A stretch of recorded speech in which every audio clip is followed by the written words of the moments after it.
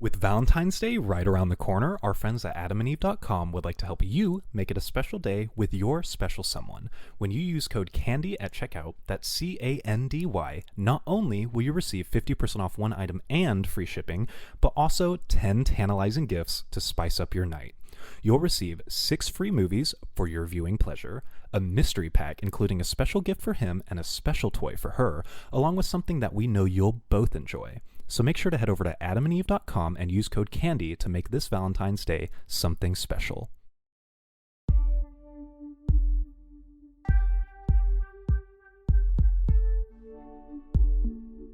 Candy Girl Podcast. Fuck me, daddy. Hey all you candy sluts and bubble butts, welcome back to another episode of Candy Girl. I'm one of your hosts, Emily. I'm Shelby. And I'm Cactus. Today we're doing something a little different. We're branching out, we're experimenting with Candy Girl, and since we're kind of reinventing the show and introducing you guys to who we are now, I think this is a great opportunity for our listeners to kind of get to know us as hosts a little bit better, and maybe even, find a little something about themselves by what we're talking about. So, Cactus, why don't you kind of explain what we're going to be talking about today? So I was really excited to not only get to know both of you a little bit deeper, but I think it just normalize a little bit more conversations about sexuality, being women, being a sex worker, kind of just relating it to sex and dating and making it more like a general conversation for us to have, because I think we talk very individually to certain sex workers about certain things, and we haven't had a lot of different conversations just in ourselves and what is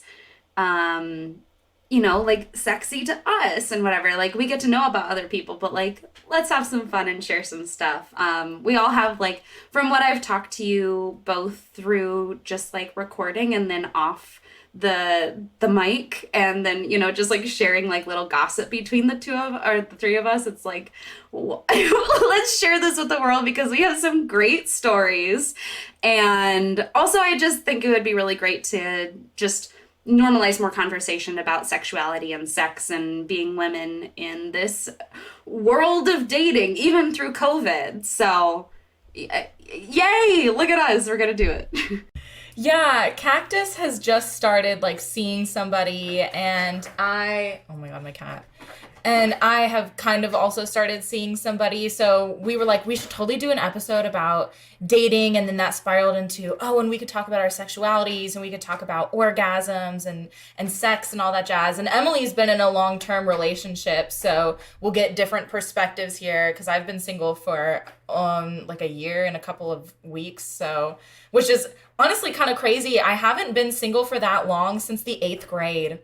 Congrats.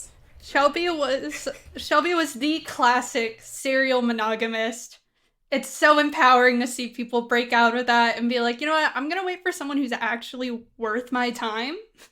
It is nice. It was honestly just going through high school, it was just anytime that I got out of a relationship, there was always just someone else there. It wasn't I needed to be dating somebody all the time, but it just so happened that there would be somebody else available, and I was okay, I guess we'll start dating now. And it didn't really mean all that much to me until I got to college, and then I was well, I guess I'm supposed to date seriously now and date for marriage. But since this year of being single, because my last 2 relationships in which I did that were absolutely horrific, and so I was maybe I'm doing something wrong.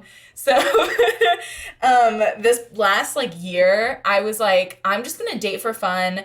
If I get into relationships, I'm gonna date until I feel it's run its course, and then we can part ways, and it doesn't have to be I feel people get stuck in relationships because they're working toward wanting to be married and wanting to be together forever. And I think you can really tell when a relationship is over, and then you guys will just push it until finally somebody cracks. And I think a more healthy way to go about it is when you feel the relationship is over, both of you are okay, it's over. That was fun. Now we'll date other people. You know what I mean?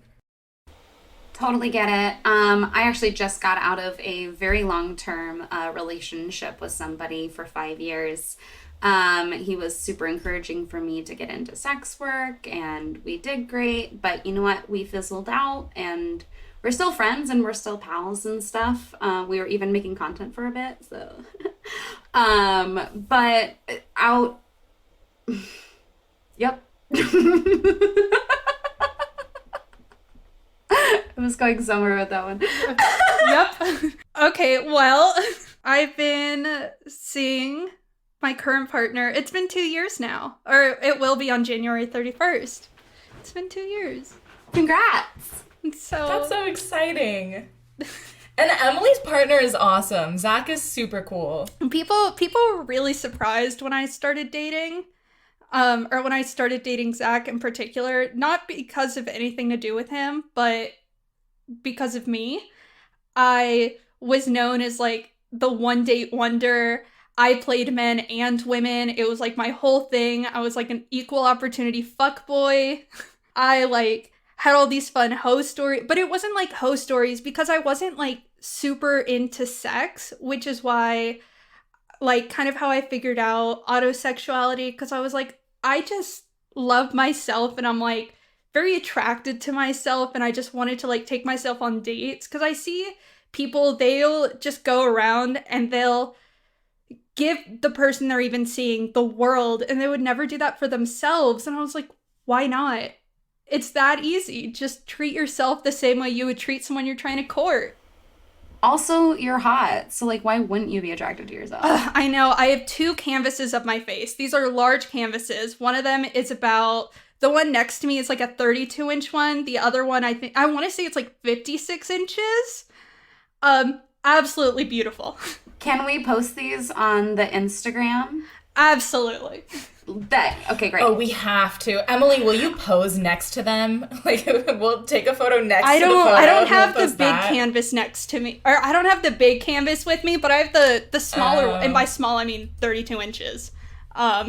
Take a pic. We're posting it. I want to see should do these as that. well, just like for, personal stuff. But yeah, and so I just like was never really into anybody, and one guy once looked at me and was like, "You are one of the least thirsty people I've ever met," and was just so surprised because I could and I still can go a very comfortably long time without having sex. It's not really something I like need or that's on my mind, which is like, it's fine. It just is what it is. Honestly, Emily, that makes a lot of sense. Like, because Emily was single for the year that we were living together. And just from watching you date, it was very clear that you were just dating for the entertainment of it. Like, you were never actually pursuing anybody. And you were just like, like, I'm bored. I guess I'll start dating this guy. And then she'd like go on a couple dates and be like, now I'm more bored. I'm going to date someone else. So it totally makes sense now that you explain autosexuality like that you were just doing it for yourself and literally for no other reason. Yeah, well, because I see some people, they'll be swiping because they're like, I don't even need a relationship. I just need to get laid. I have nothing against that. I just don't have that need to get laid. And honestly, it made my life 10 times easier. I'm very thankful I have that quality. Must be nice. Honestly. I was identifying, now I'm very currently questioning that as a demisexual, because I thought that I wasn't attracted to physical stuff as much. And I was just really seeking out relationships with people that I just like vibed with, and like we had a really good connection. We could talk a bunch. Like that's where I felt like I was really connecting with people up until recently. And I found this like really hot guy. And then I'm like, maybe this does matter, because there is something that is being fulfilled that I didn't think that I was missing before, but like definitely confirmed now that, like the physical stuff does, matter a bit, which, we can have a conversation about that, but we all have our preferences. As we were going to talk about, we should talk about our preferences and what we like, and who we like. Who wants to go first? I think Emily should go first because I think she has the most experience with dating both genders. Oh boy, my preferences with both genders. Do you want me to start? Because I have a pretty generic answer. Yeah, you go first. All right. I like skinny indie boys who look like they're going to fade away at any second, or thick femmes who aren't super certain if they're gay. I was just like jumping around, sticking my tongue out, drooling as soon as you said skinny indie boys who look like they could just float away in the wind. Like, like. The more it looks like he's just gonna vanish into thin air, the more I'm like, yes. I want to cuddle. I want to put my arms around somebody. And it's just so cute. Like, I love the feminine touch to a guy. Like, my roommate actually, has come up with a term, which I really kind of like, which is femsexual, which means she just likes anybody who is more feminine and, like, has more of a, I don't know, isn't afraid of also toxic masculinity too. But like, I totally get it. I love the feminine qualities in both females and, whatever the gender you identify as, they, them, whatever. I just really love femininity in any type of person. So, I guess I could kind of identify as that, but I do identify as like bisexual, just because that's the term I've been most comfortable with. But you know what? We're all exploring. We don't have like true, this is who I am. We're all, it's a spectrum, babies. It's a spectrum. I can't really figure out my type. So I don't think I'm attracted to guys or really anyone that looks like they could just simply float away. I don't have that indie boy craving. There's something about that in a lot of cases that just like, I don't know, I've just had bad experiences. So we just tend not to like vibe very well. Oh, same. I'm just not gonna stop doing it. You know what I mean? Like, I cannot make myself not be attracted to these men who are going to You treat can't me like stop shit. drooling. I get it. The thirst is real. I have a feminine type to a femme type. There's definitely like the really pale white skin, dark hair, thick brows, like anybody who looks like Holly Beth, which is a person that we've had on our show. I have such a crush on her. And then just anybody who looks like that, like kind of looks like me too, because I do have darker hair, I have whiter skin, and I love my thick brows. One of the first girls I ever had a crush on looked like that too. And also tattoos, like, I want to kiss them all. Yeah. Sorry, Emily, I think I interrupted you earlier. I'm having a hard time finding like a common link between, if we're talking about women specifically, being that I'm more like dominant, I guess, in relationships with women, I've somehow, I don't know if I'm attracted to, or I've just attracted people who are like very mentally unstable. But my current partner is the most neurotypical motherfucker I've ever met. Like, he was confused on how to pick up a prescription. Can you imagine that? Like, just going your whole life and not needing a prescription because you don't get sick often. No mental health disorders, nothing. He is so neurotypical that I was like, I want to go to couples therapy just to like, as a preventative measure, just to make sure that we have communication. My parents are divorced. It's better to bet against your relationships and have all of these things in place, like take financial classes together. And he was like, yeah, of course, therapy can benefit everybody. AKA not this toxic, like, masculinity thing of therapy equals our relationships going to shit. Or like, oh, sorry, I'm normal and I'm not depressed. Why would I need therapy? That level of neurotypical. Absolutely crazy. We stan the therapy, also the couples therapy. I think just therapy should be just provided for anybody just in general. Doesn't have to mean that you're going through a hard time. Just helping each other communicate with each other better, understand things a bit deeper. My roommate and I talk about getting to the cake of things. So you get past the icing and then you get to the cake where the flour and everything is. That deep shit. I love that you're trying to get to that deep shit. That's amazing. Get it, girl. Oh, and speaking of cake, let me tell you, all the people that I've been attracted to have fucking cake, okay? Maybe that's the only common link. Maybe that's why I'm so close with Shelby. It's okay. I'm a titties girl too. I think Emily and I may have just been in love with each other and just kind of missed each other on the sexuality train. You know what I mean? Misconnections. This needs to be like a Craigslist thing. Misconnections, but we lived together for a year. I just didn't know I was gay, and then Emily got into a long-term relationship, and then I did know I was Isn't gay. that the typical queer story, though? It's like people who like each other, but then never do anything about it. I think you were describing, Shelby, is that you've been on a bunch of dates with girls, but never gone like all the way. Like, same, me too. I think it's because it's weird to get past that friend level with like femmes. I don't know. There's some type of thing where we're like, can we? Oh, yeah, absolutely. I think because I've been trying to like analyze that and figure out why it's so difficult for me to advance past, like, I've made out with a couple girls, but you know what I mean? Like, Millions. Like kissing a girl is not difficult for me. It's like going past that, which is difficult for me. And I think I still have like a fuck ton of internalized biphobia because Emily and I grew up in a very homophobic area. And I remember like the first girl at our middle school that like came out, she was bullied mercilessly. And it was bad. And I was like, I never ever want to be in that position. That seems like I can't handle that. And so anytime I experienced any like gay feeling or thought, I just shoved that shit down. And like locker rooms, for example, everyone was changing and I was staring at the ceiling, so nobody thought I was gay. Like when my friends would change. And this is the other thing that I kind of want to talk about that we'll get into later. My love language is definitely physical touch. And so I'm very touchy with people in my life who have obviously expressed that they're comfortable with being touched.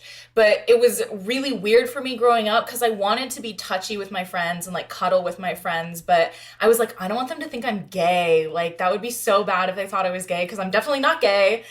And so, yeah, it took me a really long time to finally accept that, oh, I'm attracted to women and that's okay. And like, nobody's going to bully me for being attracted to women. But now it's coming back to haunt me when I'm dating because I'll be on a date with a girl and we'll have a moment where we look into each other's eyes. And like, my brain is like, this is where we kiss. And then some part of me is like, look away. She's going to think you're gay. And that's like my instinct is to look away before she thinks that I'm going to hit on her. So that's a huge roadblock for me as far as dating. And then the second one is I think I keep falling for straight women who like maybe like they're on dating apps and their preferences are set to women, and so like maybe they're like exploring or they think that they're gay, but the more I get to know them, the more I'm like, oh, I don't think this is what you're wanting. And so that keeps happening to me as well. I understand there's like a lot of people on Tinder that are like quote unquote bi-curious. And as much as I want to give them experiences and stuff, like, I don't think I want that energy to be able to introduce somebody when I'm still questioning my own stuff. So I get that. And then you were saying something, the first thing you were talking about, there was something I wanted to say. What were you talking about? I was talking about living in a homophobic area. Dating as a girl. And yes.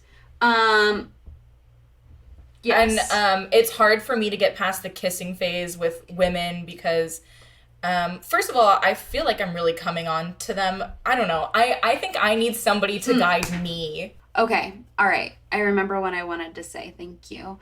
I think this may come into play, like why it's hard for us women or femmes to be dating other people of the same gender is, or, you know, like, whatever that they identify as femme, because I think, I don't know, for me personally, I hate being hit on by men and it feels just creepy and it feels like all they're thinking about me is something sexual or in my body, and I don't want to give anybody else that feeling.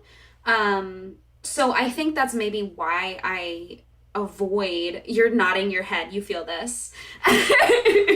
Yes, 100%. That's exactly how I feel. I don't want to be the guy who's being like creepy and clearly has a sexual agenda. Like, obviously I'm like sexually attracted to you, but I want you to know that I'm also romantically attracted to you, and I don't really know how to go about balancing the two of them. Beautiful. Emily, have you had any experiences like that? Do you date a lot of women, or do you have relationships, or do you just date? So I was like, as Shelby was mentioning, we're from a place that was pretty homophobic. When I first tried to come out to my mom, it went very poorly. And then I followed up and she was like, oh, you're serious? Because the first time she thought I was like kidding, which was like a joke, and not in a way to where like, you're not my daughter, just as like a, oh, what a weird joke. And then I just didn't bring it up again.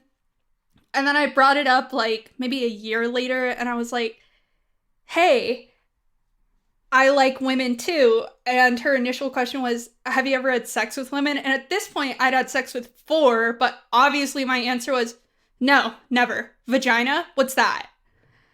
What was kind of going through my head as y'all were talking about that is, and this is probably one of my boldest traits, I have no fear of rejection when it comes to dating at all whatsoever. So this whole thing of like, if I'm being completely honest, like this fear of rejection is so just non-existent that I don't even have a fear of dating straight women because I think they'd make an exception. Like that is how little I fear rejection.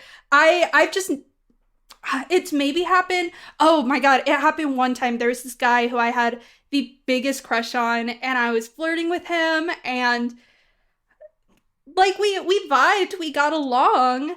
Turns out he's gay. He's actually my best friend in like the whole world. Dylan, if you're listening to this, I tell him every single day that I love him for who he is, but I am disappointed. He is the perfect man. My boyfriend also agrees he's the perfect man. Dylan says he'd 100% rather sleep with my boyfriend than me, and I just want to be included. That's it. I have also fallen in love with a gay man before. I get it. But he didn't tell me. I don't think he was even comfortable in his own sexuality to be like, no. There was something that we were going to chat about that kind of... I wanted to bring up something that Emily just mentioned when, like, you told your mom you liked women and, like, her first question was, have you ever had sex with a woman? I think that's another reason it took me so long to come out, because I didn't have any, like, sexual experiences with women, which, like, if I wasn't really even sure if I was gay, how could I have done that?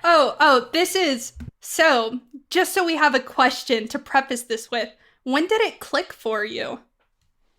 And this is how I know, like, am actually comfortable in my sexuality and know 1,000% that I am attracted to women. I mean, attracted to all genders, but I guess I knew I wasn't straight is the best way to put that. Was I had been, like, suppressing it kind of my whole life, and then I got to college, and I downloaded Tinder, and I put my preferences onto both women and men, and I was just like, but casual, like, I'm not actually attracted to women. Like, this is just something everybody does. Like, this is totally normal. And then it was kind of something that I struggled with for the rest of college until summer going into senior year of, like, I am experiencing attraction to women and I definitely know I'm attracted to them. But, like, what if I'm just thinking that and I'm not? And what if I'm just doing this for, like, so I don't feel so guilty about being a cis straight white person? And what if I'm doing this because, like, there was just this list of reasons that, like, I shouldn't come out for, like, these reasons, or, like, I'm not going to admit to myself that I'm attracted to women for these reasons, or, like, why do I need to label it, blah, blah, blah. And I am the queen of gaslighting myself. Like, I will invalidate all of my feelings. I will gaslight the fuck out of myself. And that's what I did for so long. And then I was at a party with three of my friends, but one of them I had just met that day, and he had just come out to one of our friends that was there, and we were like, oh, good for you, like, we're so happy for you. And then the 2 girls that were there were both like, oh yeah, I'm definitely attracted to the same gender, and Shelby, I feel like you're also kind of attracted to the same gender. And that's literally all it took. I just needed one person to validate my sexuality, and I was like, I totally am. And it's like, it seriously has been the most freeing feeling since then. Like, there was always this feeling of, like, stress and anxiety anxiety of who am I don't really know what I like. And as soon as I was able to be like, I also like women, I've never felt so free and like, yes, this is right for me. And like having the label helps me a lot. I know it's not like that for everybody, but the label helps me a lot. So that's when I was like, oh, I'm definitely attracted to people all across the board. I totally get literally everything you just said. Mwah. Stunning, beautiful, 100%, check my boxes, yes. Going back to something you said a little bit earlier was you were afraid about coming out for a lot of different reasons of like what people would perceive you as. I loved everything you said because I've had those fears too. I think something I would add to that is the fear that when you come out, especially like I was in a cis heterosexual relationship, when you come out as queer, it's like, oh, wait, so what does this mean? Are you poly, like, or do you just like women? Like, do you not like your boyfriend? Is he not enough? There's all these different questions of like, what happens now? But it's like, no, I can just like different genders and different types of people, but I can choose which partner I want at this certain time in my life. And then there's also, you were bringing up, my good girl, the last thing you said, it was just stunning. Somebody to validate you or someone from the outside. Yeah. But somebody to validate. Absolutely. I didn't understand like my own sexuality until I started meeting some other queer people too, because I didn't even know, like, I didn't know bisexual people existed. I only thought like you're straight or you're lesbian. And that was a huge thing for me for like, I didn't identify as bisexual until I was like 23 maybe, but I didn't realize that I could like other genders besides just one. So I think that's one of the reasons that I had a really hard time coming out is just the fear of what people would say, and then not even having that education or knowing. I knew queer people, but they either just like girls or, you know, they were straight. So I think like more representation in either media or education, like especially sex ed, it's very heterosexual. And a lot of porn, it's very heterosexual, and they don't talk about genders or binaries or whatever. So I think there's a lot of things that could have helped our experience. And I feel like people of like in the generation, the Y, X, people below us, the youngers. I think they're Gen Z for COVID. I think that's what they're going to call it. I like that. I like Gen Z. Yeah, for COVID. Gen Z. Oh, I love that. That's actually really cool. There's a lot of kids growing up with a lot of more like representation and being able to express themselves. I know that there's probably, you know, like very homophobic towns that you two grew up in still, but I feel like the general sense, like everything is getting a little bit more progressive. And hopefully that'll help people understand their sexualities a little bit more. But also, you know what? It's the journey, not the destination, babes. Yeah, I was the same way when I finally came out. Not only was I a serial monogamist, but I had only ever dated men. So I was like, nobody's going to believe me, even if I did say that I was attracted to women. And then I came out while I was in a relationship, and then that relationship ended, and then COVID hit. So I couldn't really like go out and date all that much. So it felt even more like, I feel like as a bisexual woman, I constantly am having to prove that I'm bisexual to people. I feel like people are constantly wanting to be like, you're straight, you know, but, you know, my roommate's bisexual and everybody thinks that he's gay, you know, and I definitely think that there's this idea that you have to be one or the other, and if you're a woman and bisexual, it just means you're straight, and if you're a guy and bisexual, it means you're gay, and that's the patriarchy. Why is everything centered around men? That's some shit right there. It's absolutely true, though. Everything is centered around the pleasure of the man, and not just in our gender or our sexuality or our identifications, whatever. Sex is always centered around men too, or at least what we've been taught, not just in sex ed, but what we see in porn. It's always about the guy coming. It's always about his pleasure. In dating, I've had a lot of experiences where I've never come, but the guy has. And it's like, why is this happening? Why do we not deserve pleasure too? Why is it just centered around these dudes with dicks? And I feel like that's a good way to segue into this orgasm conversation, because I feel like I definitely think women's pleasure needs to be more at the, or people with vaginas pleasure needs to be more at the forefront of sex. But I also feel like sometimes it comes off as this girl bossy, like, you're gonna come no matter what, and you better make sure that they make you come. And that makes people who can't orgasm or like have a really difficult time orgasming feel bad when they don't orgasm. Because for me personally, I love sex just for what it is. Like, I enjoy the act of sex and being intimate with a partner, and like I said earlier, my love language is physical touch, so like any sort of physical intimacy I'm down with, and there's no like end goal for me. Like, I don't need to have an orgasm to have a good time. And so sometimes it feels really shitty when I'm like, oh, but I'm supposed to have an orgasm, I guess I'm gonna like pressure my partner into continuing to do whatever it is until I come. And sometimes I won't even come, and then they feel bad because they feel obligated to give me one, when it's like, I was perfectly happy with what we were doing in general. Yes, all of that. I absolutely agree. So my background is I have vaginismus, and I also have PTSD based around sexual trauma. So but I love sex, which is one of the reasons that I'm a sex worker. But I'm not constantly horny. I'm not always whatever. But I like to have sex. But I love, like I said, it's about the journey, not the destination. I love the teasing. I love the touching. I love the kissing. I love the changing positions. I love the talking. I love, sometimes it's rushed, whatever. But I'm not about, like, sure, an orgasm, great. If we can do that, totally fine. But if not, I'm super happy just to be being intimate with my partner and having a good time, and, like, connecting on a different level that we normally wouldn't have, because we can't do that in public. I mean, some people do. That's, exhibitionism, which is, hello, one of my favorite things. But anyway. I absolutely agree. Like, there is this pressure also that we have to come, because now it's like this, I want to please my partner, and if I came, I want it to be equal. And if they didn't come, it's not an equal trade of who's giving pleasure. But like, sometimes I just get tired. I have vaginismus. Sometimes she gets tired.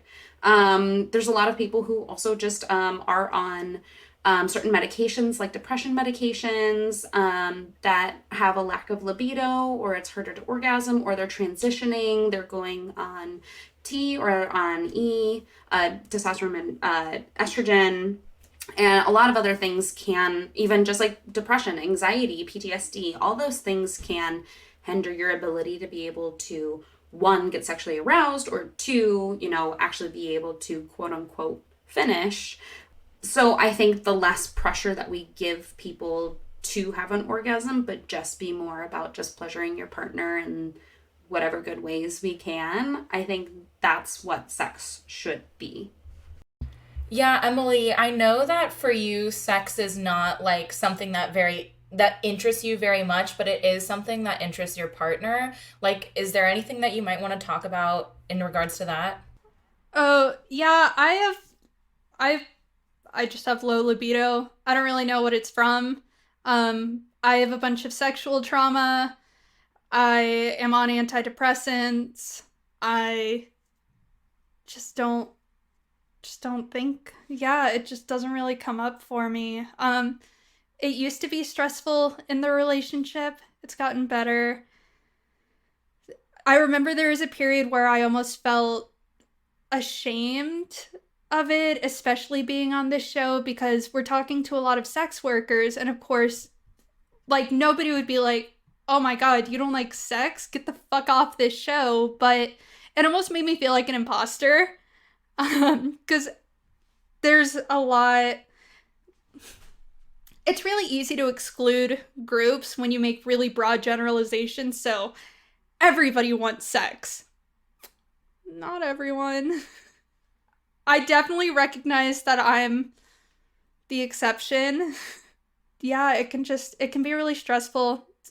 I constantly feel more ashamed of it, especially because I did have that period where, like, you know, I guess hoe phase, or no, I didn't even really have a hoe phase. And even I would still sleep with people and I would still have sex, but oftentimes I would just have sex purely for a story or just have a fun thing to talk about or just almost for bragging rights.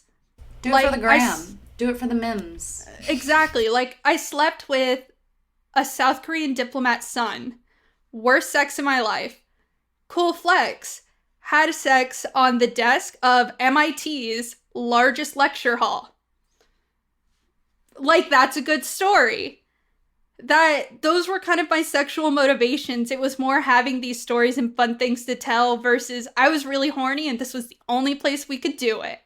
You're like a little sexual experience collector. Like, you should write a little book about your weird, strange scrapbook. Yes, that would be amazing. Like, write like a Rupi Kaur poem book. Yes. And just like little illustrations. It's just my flex book. Yeah, I'm definitely more of an experience collector. So if there's an experience that's very readily available to me, like, I'm gonna hop on it. But I wouldn't just seek out sex just to do it. So I was gonna say, I think that's kind of part of this, like, this whole of pleasure that we're talking about, where sex doesn't have to be this foreplay, intercourse, orgasm timeline that people think it is. Sex can just be, I wanted the experience and that was pleasurable for me, or the act of sex is pleasurable for me, or just being that close to my partner is pleasurable for me. Like, there's so many different things that go into pleasure, and I think that's kind of what we need to start reminding ourselves of, is sex can be a lot of different things. And I think that's reflected so much in sex work too. Like, clients see sex workers not only because they're horny, but because they love their personalities and they make them feel, you know, like they have a friend. So I think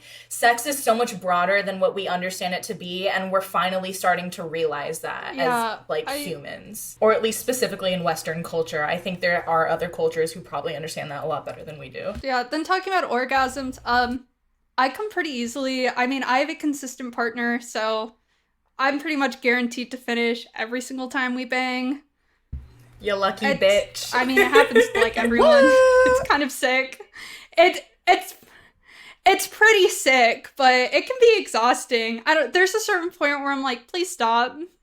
Like, I have the ability to, like my body can physically have an orgasm, but I'm starting to just get annoyed and pissed off. Like, please stop. I can understand that from a sense. I especially, like, in your term of, like, low libido and stuff, and, like, being on this type of show. I know I kind of touched on it earlier, but, like, being a sex worker with a low libido does give me, I don't know, it gives me some shame because, well, I mean, one way that I can get around it, and I think is why a lot of people also include these things into their quote-unquote sex lives, is kinks. Is you can do something that's not technically sexual, but there's, like, a level of connection that you have to have with your partner to be able to do certain things. So those have been kind of nice and helping me actually be able to get an income as well, because I'm not one of those cam people who can masturbate all the time, or that's just not my brand, and that's not who I am sexually at all. So I'm thankful that I can be able to, like, branch out and to be able to explore different parts of my body and different parts of how to connect with people, and I can collect experiences too. There's definitely things I've been asked to do or I've done on my own that I'm like, I outside of this, I don't think I would have ever explored this thing, but this is pretty fun. It's a story for sure. Like, there's definitely stuff that I never thought I'd do, but it's making me more comfortable with my body and with the fact that it makes me a little less ashamed of not being able to orgasm all the time, or to be able to be that type of quote unquote sex worker. Because that's really what's expected of a lot of sex workers, is that I want to see you come all the time. I want to talk about, there's a lot of sexting. There's a lot of chatting. It's like, oh, you're going to come with me? It's like, yeah, right. Like, you're like the fourth person I've talked to today. I'm not going to do that every single time. but when I do my videos, like, I make sure that I feel like 90% of them are real orgasms. I rarely like fake those because I film when I'm actually in the mood and I want to do stuff. That's why I don't do customs that take things that have to do either penetration or masturbation. Is because it's just harder for me to get into. But like pee, sure, yeah, like I can fill my bladder. That's an easy thing to do. But yeah, that just ties in with my sexuality too, of like just not having as high a libido, or like with my vaginismus, I don't like penetration. I don't like being too sexual all the time. She gets tired, you know? She needs to take a nap. She needs some self-care Sundays. I do kind of want to talk about faking orgasms. I had a partner for 2 years, and I faked every orgasm except for one when I was dating him, because every time we'd have sex or he would do something and I didn't come, he would like take it super personally, and then he'd get all butthurt about it. And so it was just way easier for me to fake an orgasm and him like fill his ego than to like have to like stroke his wounded little ego every time we finished having sex and I didn't have an orgasm. But then that gets you in the habit of faking orgasms every time you have sex, which is not a great habit to get into because it kind of feels a little bit like lying. But also like you do at some point want to have an actual orgasm, and if your partner doesn't know what you enjoy, then there's no way that like you're gonna actually ever be able to get it if that's something that you want. So I kind of want to know both of your thoughts on faking orgasms. I just want to jump in first. And Shelby, there were a lot of things really wrong with that relationship that you just mentioned. I wish that you made him like butthurt more often. I do too. For He was awful. Like there's the argument for not fake. If you're like in a relationship where like you most of the time have orgasms, but there's like a one-off thing where you're like, hey, I gotta get on with my day, and like it's not gonna happen, and you're kind of gonna be whack if it doesn't happen. All right, let's do this. In Shelby's case, if you find yourself constantly faking orgasms, there are certain relationship problems that like bleed in from the bedroom to like not in the bedroom. Yeah, there was a lot going on. This partner also ended up cheating on Shelby, a piece of shit. Multiple times. So do you need to fake your orgasm each and every time because your partner doesn't understand that sometimes orgasms just don't come easily to like women? And it sucks, but instead of like making it feel like their fault or your fault, it's nobody's fault. It just be like that. Stop taking it so personally. Stop blaming them. I just wanted to interject that we are talking about people with vaginas too, because there is, people who identify as men can also have vaginismus and PTSD and stuff like that. That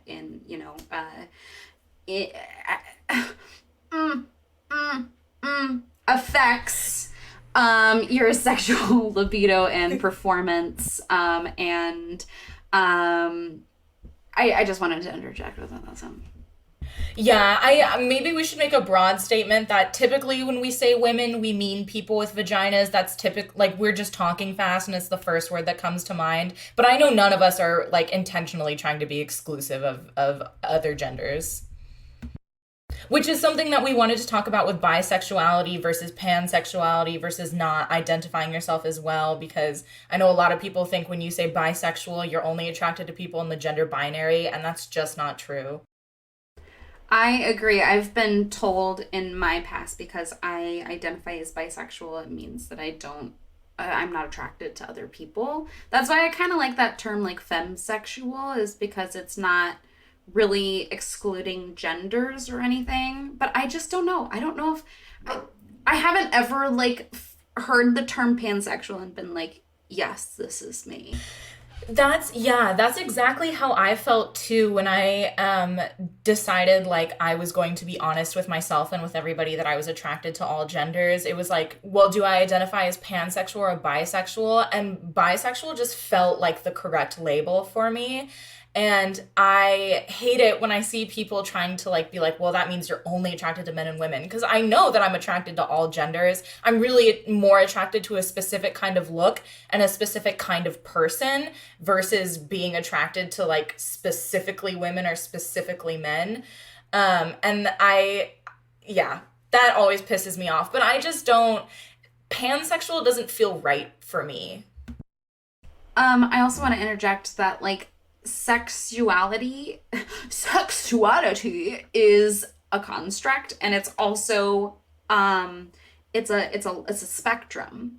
So like even if you identify as bisexual, it could mean that I like women, quote unquote women, people with vaginas, whatever we want to label that, more femme people and less men. Or maybe I like to date more men and I like to have sex with women. Like that doesn't mean that I'm not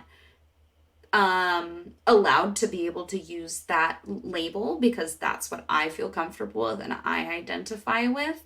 If somebody has that problem, that's on them, because they don't understand that I can like whoever I want and be able to identify with whatever I want. For me, I would tend to have sex with women, but be really afraid to enter long-term relationships because I didn't want to come out to my dad. And so it was easier to just not deal with that. And like, that was always my plan. Like, unless I'm in a serious relationship with a woman, I'm not going to come out to my dad. My dad still doesn't know. He doesn't need to know because I'm dating a man. It's fine. So. And he doesn't listen to the show, so. He absolutely doesn't listen to the show. We can tell. We can tell by now. But I can understand where you're coming from like, not just out of fear of putting a label and dating somebody and that kind of thing, but there's definitely a fear of stuff.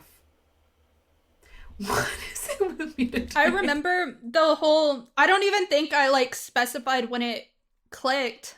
I'd been making out with a lot of women, and then I started having sex with women. And even as I was having sex with women, I was like, I'm straight. What are you talking about? And it wasn't until a little while later, I was like, maybe I'm bi. And even to this day, I'm still like, am I really bi though? After like dating a lot of women, being very attracted to women. Like everything points to me being bi. But, like, now that I'm dating a man especially, it's like, I absolutely understand that. Like, I questioned my sexuality when I was dating a heterosexual man. And he also identified as cis. So, like, cis, heterosexual, straight, all that kind of stuff. I definitely questioned it. And it also, people made me question that. Like, there's this whole, like, term of, oh, you're going to get married and have babies and, like, live together and have a farm or whatever, a picket fence. And that was really hard for me to be able to develop my own queerness. But thankfully in that relationship, he was comfortable with me going out and going on dates with girls. And, potentially like we were poly, like right before we broke up, we dated a girl, which was a very fun experience. And I learned like I thought I was questioning poly, but like definitely I'm poly. But thankfully he was like comfortable with me going outside of my relationship, be able to experience other things. But I feel like because I was in that relationship, I still felt a little held back, or at least not as comfortable in my queerness or able to identify as well or date, because there's this whole thing of like finding a unicorn, and people on Tinder profiles are like, no, I'm not looking for you fucking your boyfriend. Like there's this whole thing of like, I don't like this thing about these people, why are they here? So there's a lot of like stuff that went along with being a queer person in a heterosexual relationship, experiencing poly stuff. But it was just it's difficult being queer in any type of relationship, and you're not experience stuff, like you're not in a community that is very uplifting, which I think is one of the reasons why we have this podcast and why we want to be able to not only talk about our experiences but interview other people as well, because we want to be able to create a community and to be able to create conversations and I think one of the reasons that I became comfortable in my sexuality and even being a sex worker is because I listened to other podcasts and people just having normal, open conversations about things and bringing up topics that I had never questioned for myself. So I'm really glad that we're doing not just this podcast episode, but like the podcast in general, is because I really hope that even though we're, still figuring out our own identities and what we like and what we want to be, whatever in this future, which will always be ever changing. But I think that being able to be open and talk about even the vulnerable parts that we don't know what we're doing, and that's okay too. I think having this platform is just hopefully not just inspiring, but like helpful to people who are looking for validation. Like we were talking about earlier, is it just took one person to be like, yeah, you're queer, or like, yeah, this probably sounds a bit queer to me. I also think dating women and people who are not on the gender binary is a lot more difficult than dating men, simply because, well, compulsory like heterosexuality, one, but two, women and people not on the gender binary tend to be a lot more emotionally mature than men, and that's just the product of a system that doesn't make men face any consequences for their actions, but anybody else really does, and so they have to grow up a certain amount that men don't actually have to.